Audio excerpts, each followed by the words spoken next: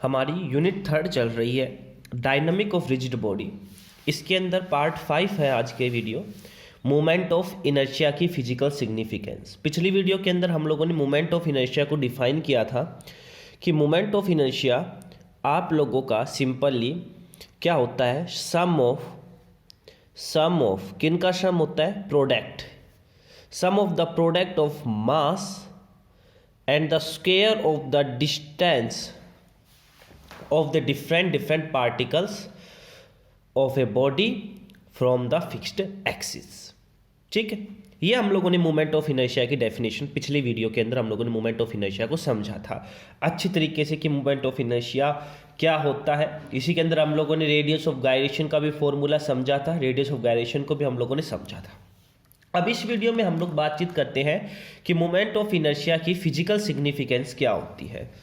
हम लोग बात करेंगे आज फिजिकल सिग्निफिकेंस के बारे में। Physical significance, physically significance, moment of inertia की फिजिकल सिग्निफिकेंस क्या होती है।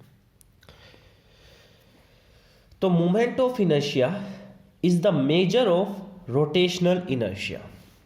क्या कहा, moment of inertia, moment of inertia is the measure of rotational inertia। Rotational inertia का मेजरमेंट होता है। कैसे, इस बात को थोड़ा सा डीपली समझना। जैसे कि हम लोग बातचीत करें, सबसे पहले इनर्शिया क्या चीज होती है। इनर्शिया हम लोग इस बारे में थोड़ा सा समझते हैं। इनर्शिया, इनर्शिया हिंदी में इनर्शिया कहते हैं जड़त्व, जड़त्व। क्लियर, इनर्शिया क्या होता है। इनर्शिया देखो, जैसे कि आप लोगों ने ये पढ़ा होगा छोटी क्लासेस के अंदर कि जो अगर कोई बॉडी, न्यूटन्स का फर्स्ट लॉ, न्यूटन्स का फर्स्ट लॉ क्या कहता है, अगर कोई बॉडी रेस्ट में है तो रेस्ट में रहेगी, रेस्ट में है तो रेस्ट में रहेगी। अगर कोई बॉडी मोशन में है तो मोशन में रहेगी। कब तक, unless a force act on it, जब तक उसके ऊपर कोई फोर्स हम लोग अप्लाई नहीं करेंगे तब तक अगर कोई एक बॉडी रेस्ट में है तो वो रेस्ट में रहेगी, अगर कोई बॉडी मोशन में है तो वो मोशन में रहेगी। Clear, clear. तो यही से आप लोगों की इनर्शिया का कॉन्सेप्ट फर्स्ट लॉ से ही बनकर आया था। इनर्शिया की डेफिनेशन हम लोगों ने इस प्रकार से डिफाइन किया था इनर्शिया को कि द फोर्स या फिर the inherent property of a body due to which a body does not change its states unless a body does not change its state. कब तक, जब तक उसके ऊपर कोई एक्सटर्नल फोर्स हम लोग अप्लाई ना करें। Clear, clear. क्या कहा मैंने कि inertia may be defined as the inherent property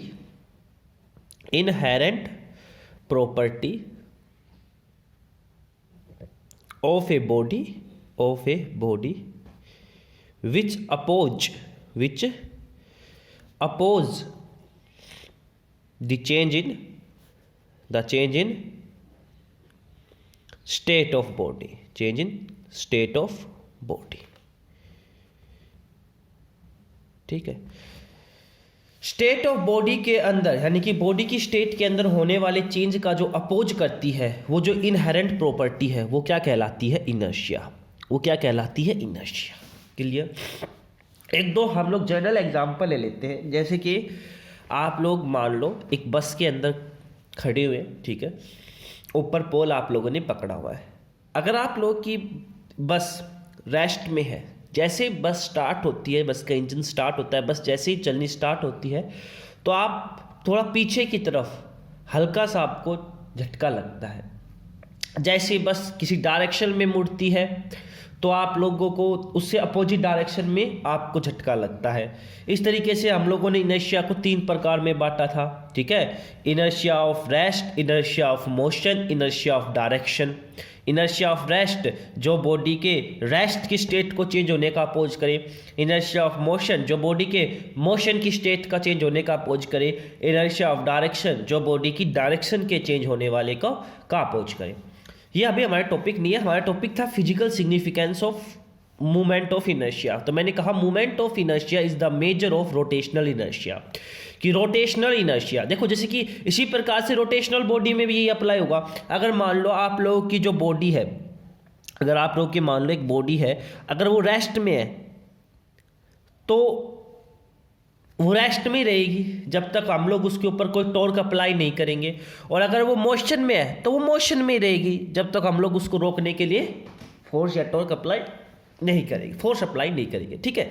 तो यहाँ पे भी इनर्शिया का रोल आएगा, यहाँ पे भी इनर्शिया का रोल आएगा। तो इसी रोटेशनल इनर्शिया को मेजर कौन करता है? Movement of inertia. आप लोगों ने ये बात पढ़ा होगा, देखो हम लोगों ने क्या कहा था, हमारी जो स्टडी थी उसके अंदर हम लोगों ने कहा था कि हमारा जो मूवमेंट ऑफ इनर्शिया है वो एनालोगस होता है मास से। रोटेशनल इनर्शिया तो डायरेक्टली आप लोगों का ये होता है, और हमारा जो लीनियर इनर्शिया होता है, ठीक है, लीनियर के अंदर इनर्शिया जो होता है वो डायरेक्टली प्रोपोर्शनल होता है मास के। और जो हमारा रोटेशनल इनर्शिया होता है, रोटेशनल इनर्शिया, उसको कौन मेजर करता है? Movement of inertia. अब देखो इन दोनों के अंदर अंतर है। अब हमारा इनर्शियल लीनियर इनर्शिया केवल मास के ऊपर डिपेंड करता है, लेकिन रोटेशनल इनर्शिया 2 चीज़ों के ऊपर डिपेंड करता है। यहाँ पे आप लोग 2 चीज़ आ रहे हैं, एक तो मास आ रहा है, साथ में ये पोजिशंस भी आ रही है। तो 2 चीज़ों के ऊपर डिपेंड करता है, मास के ऊपर डिपेंड करता ही करता है, परंतु मास डिस्ट्रीब्यूशन के ऊपर भी डिपेंड करता है, मास डिस्ट्रीब्यूशन के ऊपर भी डिपेंड करता है। क्लियर? अगर पेपर में आ जाता है कि फिजिकल सिग्निफिकेंस को डिफाइन करें तो कैसे करेंगे? सबसे पहले हम लोग इनर्शिया को डिफाइन करेंगे कि it is the inherent property of a body due to which a body oppose the change in state of body itself.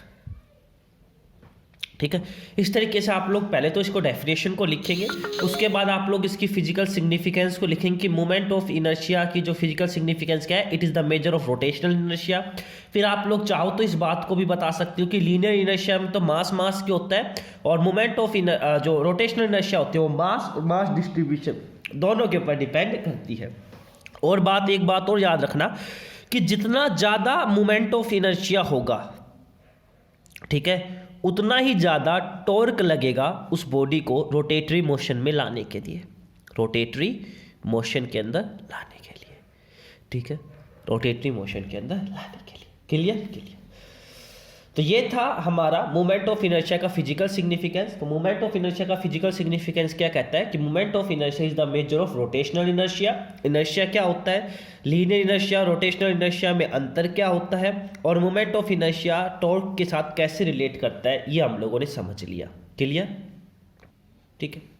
Next अब हम लोग बातचीत करेंगे work and power in rotational motion. ठीक है, वर्क को हम लोग डिफाइन करेंगे और पावर को हम लोग डिफाइन करेंगे रोटेशनल मोशन के अंदर आने वाले पार्ट के अंदर। Thank you.